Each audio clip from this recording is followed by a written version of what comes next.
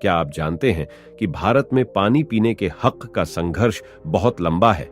आइए जानते हैं पानी पीने के हक की ऐतिहासिक लड़ाई चावदार तालाब क्रांति के बारे में। अगर आप बाबा साहब को मानते हैं तो इस चैनल को सब्सक्राइब कीजिए और इस वीडियो को सभी दोस्तों के साथ शेयर कीजिए। तो चलिए शुरू करते हैं आज का यह वीडियो। बाबा साहब ने कहा था, इस पानी को पीने से हम अमर नहीं हो जाएंगे, लेकिन यह साबित करेगा कि हम भी इंसान हैं। भारतीय इतिहास में यह पहली बार था जब पीने के पानी को लेकर इतना बड़ा आंदोलन किया गया था। लोग गांधी के नमक सत्याग्रह को तो याद करते हैं, लेकिन उससे भी पहले हुए महाड़ सत्याग्रह को भूल जाते हैं। लोगों ये समझना चाहिए कि कैसे एक लंबे संघर्ष के बाद अपनी असंख्य संतानों को सार्वजनिक स्थानों से पानी पीने का हक दिलाया था। चावदार तालाब नाम का यह आंदोलन भीमराव अंबेडकर की अगुवाई में 20 मार्च 1927 को महाराष्ट्र राज्य के रायगढ़ जिले के महाड़ स्थान पर चलाया गया। यह आंदोलन अछूतों दलितों को सार्वजनिक तालाब से पानी पीने और इस्तेमाल करने का अधिकार दिलाने के लिए किया गया प्रभावी सत्याग्रह था।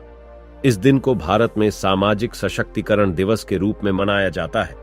इस सत्याग्रह में हजारों की संख्या में दलित लोग सम्मिलित हुए थे। सभी लोग महाड़ के चवदार तालाब पहुंचे और अंबेडकर ने प्रथम अपने दोनों हाथों से उस तालाब पानी पिया।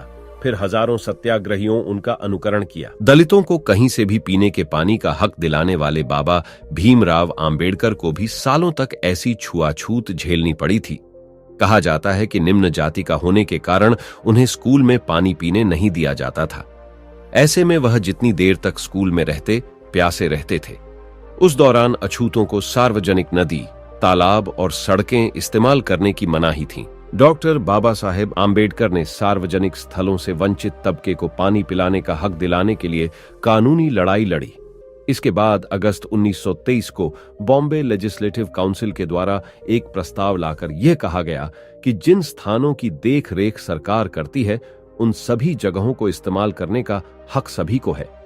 इस आदेश के बाद 1 जनवरी 1924 में महाड़, जो कि बॉम्बे प्रेसिडेंसी का हिस्सा था, उस अधिनियम को नगर निगम परिषद के द्वारा लागू किया गया। उस वक्त हिंदुओं के धर्म स्थानों, कुओं और तालाब पर कुत्ता, बिल्ली, गाय, भैंस और गधे जैसे जानवर तो पानी पी सकते थे, नहा सकते थे, लेकिन उसी तालाब से एक अछूत मनुष्य को पानी पीने की मनाही थी, चाहे वह प्यास से मर ही क्यों न रहा हो। यह भेदभाव की इंतहा थी।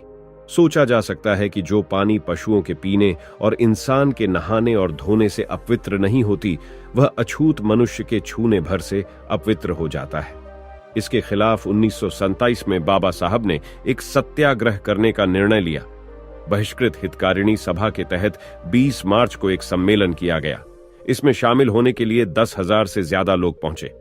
सभा की समाप्ति के बाद सम्मेलन के अंत में सभी ने चावदार तालाब की ओर मार्च किया। उस दौरान दलितों की भारी संख्या के कारण सवर्ण हिंदू चाह के भी किसी को रोक ना सके। तालाब पर पहुंचकर सभी ने उसका पानी पिया और फिर वापस चले गए। उनके जाने के बाद तालाब अशुद्ध होने की बात कहकर ब्राह्मणों ने तालाब के पानी को शुद्ध किया। वंचित समाज के लोग इस मामले को लेकर कोर्ट चले गए और दिसंबर 1933 को बॉम्बे हाईकोर्ट ने इंसानियत के पक्ष में फैसला लिया और सभी को तालाब का पानी इस्तेमाल करने की इजाजत दे दी। इसके बाद इस तालाब का इस्तेमाल सभी करने लगे। डॉक्टर बाबा साहेब आम्बेडकर की अगुवाई में चावदार तालाब आंदोलन सफल हुआ। दोस्तों, इस वीडियो में व्यक्त किए गए विचार लेखक के निजी विचार हैं।